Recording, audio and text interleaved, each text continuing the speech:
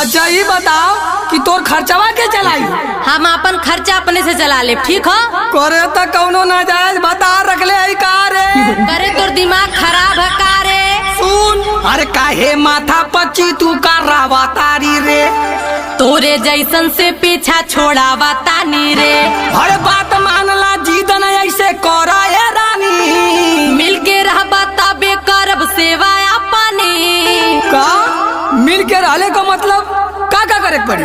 सुना हम बतावत हई, आज तू कसम खा कि हम तोहार मरद, हम तोहार मरद आज के बाद तो से कब्बो झगड़ा ना करब। तो से कब्बो झगड़ा ना कर।